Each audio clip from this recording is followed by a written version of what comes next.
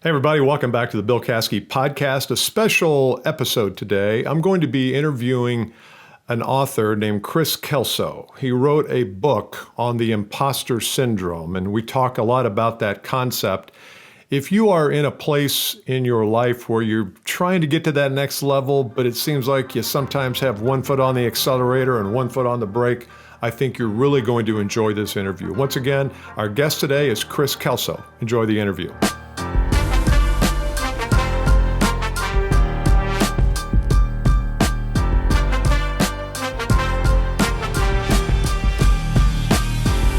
We're speaking today with our guest, Kris Kelso, and you can find out more about Kris at kriskelso.com. Welcome to the podcast, Kris. Thank you, Bill. Glad to be here. I want to do a little 1-minute lead in since I'm one who likes to talk. And so I want to do a little lead in for this and why I've invited you on. You know, over the last few years, as I've introduced the Bill Caskey podcast to our audience, I believe it's important to speak about things that revolve around sales achievement, sales success, and business success, but aren't tactical and technical. And here's how to ask the question, and here's what font to use on your email. I feel like those are very tactical things, not unimportant, but I want to get into, and that's the reason I invited you on to be a guest, is I want to get into some of the backstage stuff, some of the innermost stuff that sometimes holds us back. I think when we think about what propels us forward and what holds us back, certain things we can do to propel us forward, but they propel us forward just marginally. If we start looking at some of the things that hold us back, like imposters, the overcoming the imposter, which is the title of your book, I think that's when we can make enormous strides. So as that as a background, welcome to the show, and I'm glad you're here. And what initial thoughts do you have about what I just said? Does anything strike you, or was that just a bunch of babble? No, I think you're right on, is that, you know, you have to marry skills with mindset. You have to blend the tactics and techniques. You have to get the mechanics right, but you also have to deal with your thinking. You have to deal with the way you see yourself. You have to have the right mindset. And what I like to say is you need to marry those skills with confidence. You can have all the skills in the world, and if you're afraid to pick up the phone or go approach that person across the room or have the conversation, then those skills are going to be wasted. And so I think both are very important, and you got to put them together. So let's go back into your past for just a minute or two. I want to give people some context. I want to hear this story. How did you get to where you are? You're on stages all over the place. You've authored a book or two.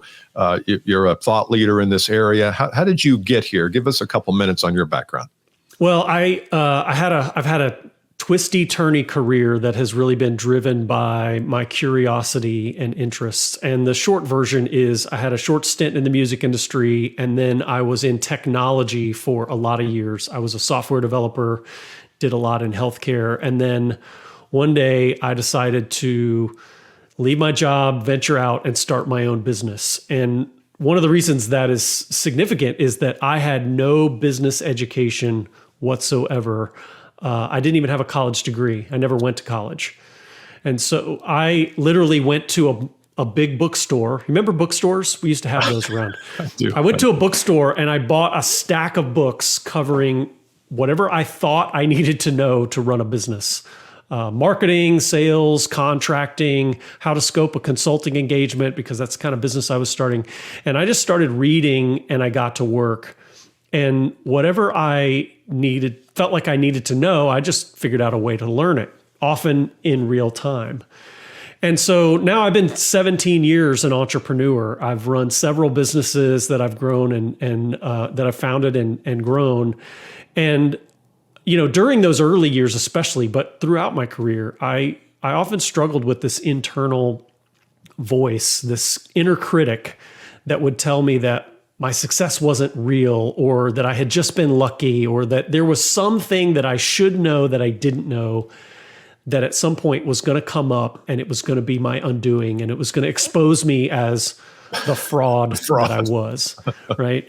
And of course, now I know that that is a thing that psychologists have identified, and they call it imposter syndrome, when you worry that you may not be what everyone thinks you are. Yeah. And when I learned about that for the first time, it was like a huge weight lifted off my shoulders to realize that oh, wait a minute, this is a thing, and I'm not the only one, because that's another part of imposter syndrome, is you feel like you're the only one who feels that way. And so I began to study that first for myself, and then talking to other entrepreneurs and some of my clients and people that I knew about it. I realized that it was a really prevalent, widespread issue, and that particularly, here's the interesting thing, is it's statistically, it's more prevalent among high achievers. So the more driven you are, the more ambitious. And that's why, one of the reasons why entrepreneurs in particular, and I think salespeople as well, have a propensity to get themselves in a situation where they feel like they're in over their heads, or they may not be quite qualified to do what they're doing. Yeah. And so I just started to realize how prevalent this was. And that led to me eventually starting to speak about it, then writing a book, authoring some other pieces, building an online course. And I've been really talking about and helping people with this for the last 6 or 7 years. That's awesome. That's awesome. That's so, anytime we can work on ourselves and then find that what we're working on is exactly what the world needs to work on, you just find your sweet spot, and it just becomes, you are teaching what you learned. And, that's a whole lot better than learning from a psychotherapist who studied books. I mean, you've really lived it. You've lived it. This is direct from my experience. Yeah. So is that sometimes I will be, and I work with a lot of high achievers, and I totally agree that it stops them just as much as it stops somebody else. And sometimes there's this feeling, they don't say these words, but here's the code for it is, well, who am I to shoot video? Why should I have a podcast? What gives me the right to buy a microphone and set up a podcast and speak to the world? And is that the same thing? Is that just the verbalization of that? It is. Yeah. It's a version of that same self-doubt, that same questioning of, am I worth it? Am I good enough? And am I up to it? And I'll tell you, I struggled with imposter syndrome while writing a book about imposter syndrome. Yeah. Like, who am I to be the author of this work? Who am I to purport to be an expert? It's ready to explode of this thing. Yeah. And of course that becomes self-defeating because, well, gosh, if I'm struggling with self-doubt, then am I really qualified to write a book? And I had to push through that. And I even shared that in the book. I said, hey, look, I wrestled through this as I wrote this book. And that's part of the solution is you've got to be able to push through that fear and recognize it for what it is. It's a limiting belief that's going to hold you back if you let it. And the recognizing it to me is 80% of the solving of it too, because if I'm in denial, oh no, it's not imposter syndrome. I just don't know how to set up my word processor. That's all that is. Yeah. And we lie to ourselves and we play this movie in our mind and it's like alcoholism. One of the symptoms of alcoholism is denial. Well, It's hard to admit you have a problem if the problem is denial. I never get to it. Right. That's exactly right. And so recognizing it, acknowledging it is the first big step.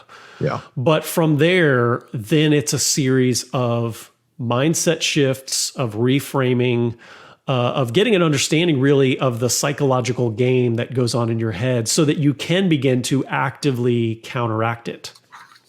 So the title of Kris's book is Overcoming the Imposter, and you can find that at is it overcomingimposter.com? Overcomingtheimposter.com. Okay. Overcomingtheimposter.com. Or you can find out more about Kris's work at Kris Kelso, and that's Kris with a K, KrisKelso. Well, let's talk for a minute here, Kris, about symptoms, because I always feel like when I'm coaching someone and they are telling me what's not working, there's always what they're telling me, and then there's what's really happening.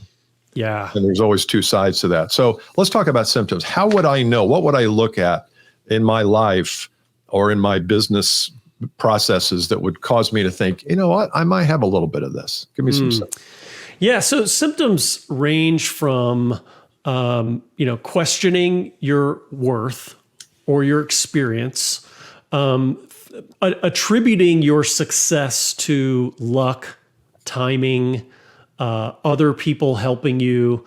One of the sort of prevalent habits of people with imposter syndrome is they tend to excuse away the good things that they've accomplished, that they've done. They say, well, yeah, but you don't know the full story.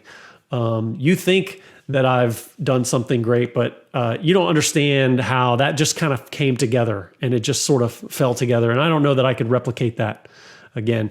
And really, we're acknowledging that there is an element of luck and timing in every success story. I mean, those things exist, they are real, but when you place too much weight on those, and when you think that the presence of those things means that you're not legitimate, then you're giving them way too much value. You're ascribing your success to those things rather than saying, no, I took advantage of some good timing and I made some good decisions. I applied my skills and experience to an opportunity. Yeah. And that's where the success came from. Yeah. That's to be celebrated, not to be scared of or ashamed of. Yes. Yeah. Yes. So absolutely. If I've got because here's what happens a lot of times is sales VP comes to me and says, hey, I want you to come in and work with our team. I've got 10 people on the team. 2 are crushing it. You don't have to work with them. Although usually those are the people who want the most help, the people who are already crushing it. And then I got these 8 people here in the middle at various stages of success. And they all have potential to triple their income. Let's say they're $100,000 a year people. And let's say that it really is possible for them to triple. And yet they're not doing the behavior that they know they need to do in order to get to that next level. Is that a cousin to imposter syndrome where, yeah, I can do that, but man, that's way beyond what I thought I could do? Is that a cousin to it, or is that something totally different? I think it's potentially related. So I try to be careful. You know, a lot of experts in a particular domain tend to ascribe everything to that situation, right? So there are a lot of reasons why a person may be underperforming or not living up to their potential. And I want to acknowledge that. But a big one, a big potential one, is that they're afraid of some outcome. They're risk averse. They're self-sabotaging by holding themselves back because of, for instance, a fear of failure. Yeah. I don't want to be rejected, so I'm not going to go after that big whale of a client. I'm afraid that the success I've had has been accidental, and if I keep trying and eventually it comes unraveled, then everything I've done is going to be taken away from me because it's going to be obvious that that was all a fluke, right? Yeah. And so we get into these protectionist, sort of risk-averse mindsets when we're afraid that our success isn't legitimate. Yeah. And that ends up becoming a self-fulfilling prophecy. I worry that I'm not good enough, so I don't take risks and I don't try as hard. And then I end up being mediocre as a result. And then I can point to those results and say, see, I knew I was right. Yeah. And it's something that I created for myself rather than something that was true on its own. Yeah. I've always felt, see what you think, what your take is on this. And this sounds like exactly what it is, but I've always felt like, we always talk about the fear of failure. And I believe there's also an equal or more insidious fear of success. Yeah. And that the notion there is, well, if I start a podcast and I create a YouTube show, this could really take off, and therefore other bad things will happen, like my wife will leave me, or my associates will not connect with me anymore, or I'll be, some way different, and my uniqueness will stand out. To me, fear of success is a big problem, and very few people talk about it. And I don't talk about it much because I don't have any data to back it up. But it sounds like that might relate to this as well. I think it does. When people talk about fear of success, it is a real thing, but it's sort of a paradox. Like, why would you be afraid of success? And so people don't talk about it because it doesn't really make sense on the surface. But I think what happens is that sort of subconsciously, that if you have success, then you can lose it. It's like the higher you go, the farther you have to fall. And you're afraid of that fall, so you don't climb any higher than you feel like you have to. And that is a symptom of imposter syndrome. That's a symptom of, I can climb to a certain height and I feel comfortable there. But if I risk much more, then the downside of it not going well is so much higher, and I'm afraid of those consequences. I don't want anybody to say, look at Kris. He was the guy who wrote that one okay book, but then the rest of his books weren't very good. Or, he was a good speaker for a little while, but then, he started to fall out of favor. Yeah. And so it goes back to being risk averse. We start worrying about protecting what we have rather than thinking about what else there is to go get. So let's talk. We're speaking with Kris Kelso today, and you can find out more about his book at overcomingtheimposter.com. And I've dug into it several chapters. I'm not all the way through it yet, but I find it really helpful. And sometimes it's just an awareness that you get when you read a book like that or hear a episode like this. Let's pull a couple things from the book, if you don't mind, and talk about, okay, what's step one? I've decided that, my income, I feel like I'm kind of stuck in average, and I know there's another level. What are a couple of solutions that I can start working on to, like you say, reframe this or get in touch with this so I can find some solutions to it? What are a couple of steps you would take first? Yeah, a big one around reframing is how you view failure. And so I have learned to see failure not as the opposite of success, but as an integral part of the process of success. And what I mean by that is that we learn more from failure usually than we do from success. And so failure is how we learn and how we grow. And so when you start to see failure not as a step back, but as one of the stepping stones on the path of success, you become less afraid of it. And so I've developed a mantra for myself that whenever I attempt anything, especially something new, something for the first time, there's only two outcomes that I can expect. I'm either going to succeed or I'm going to learn. One of those two things is going to happen, and either one is a net gain for me. Yeah.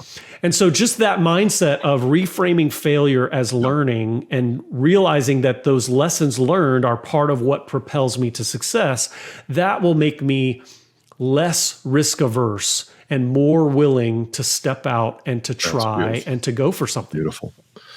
You just solved a problem for me.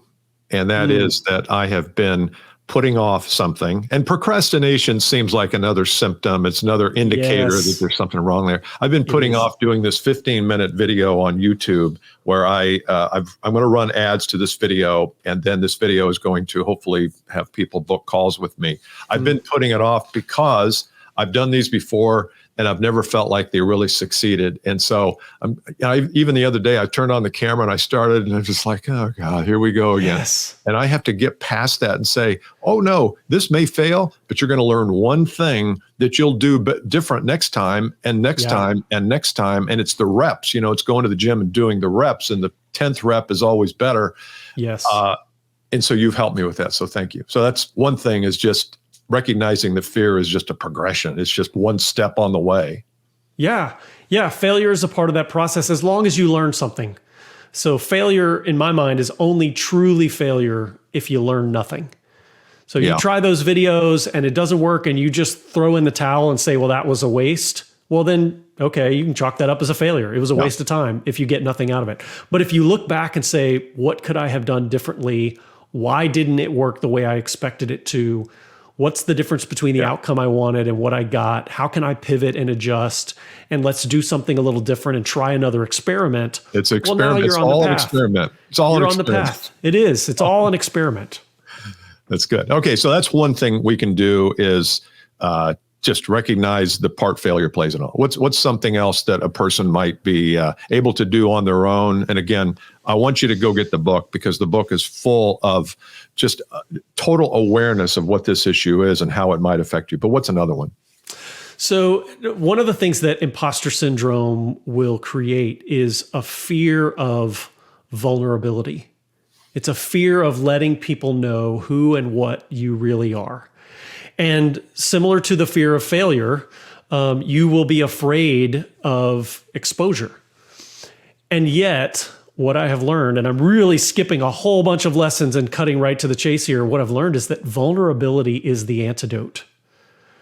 That when you open up to someone, when you get real and raw, and what I've learned is that People respect me more when I talk about my failures, when I admit mistakes, when I talk about that journey of learning of, hey, I tried something and it didn't go well. I launched a product and it fell flat. I started a business and it didn't turn out the way that I thought it would. I got up on a stage and I bombed.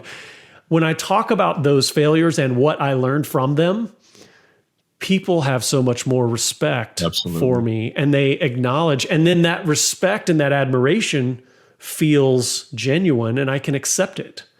Because what often happens is, people pay you compliments. People say, I admire your work. I love your podcast. I enjoy and you say, yeah, but you don't know the whole story.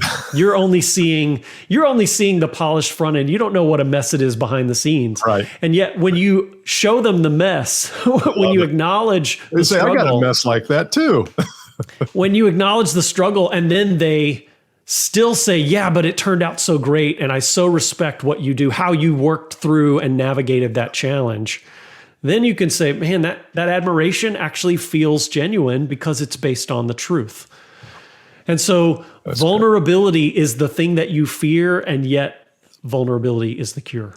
Yeah. Beautiful. Kris, I really appreciate you coming on today and sharing some of this wisdom. It's really good. And I'd like to have you back maybe in a couple months. We'll do this again and we'll get into some more, give people a chance to get the book. And Overcoming the Imposter, Kris Kelso, you can find out more about him at KrisKelso.com. And the book website is overcomingtheimposter.com. By all means, get it. Kris, you're really, what I love about I've heard your videos, and so I knew you were a good communicator, but the way you communicate this is really powerful, and it's easy to understand. You're not talking in some kind of weird techno-garble language. It's very clear, so thank you for that. Thank you. I really appreciate that. I've worked hard, honestly, to make my message clear. I've had that trial and error. I've failed sometimes to communicate well, and so it's been an ongoing effort of refinement to get this, because I think this can have such an impact on people when they truly understand it. So I appreciate you acknowledging all that hard work. Totally agree. No problem. All right. See you, Kris. Thanks. Bye. Thanks, Bill.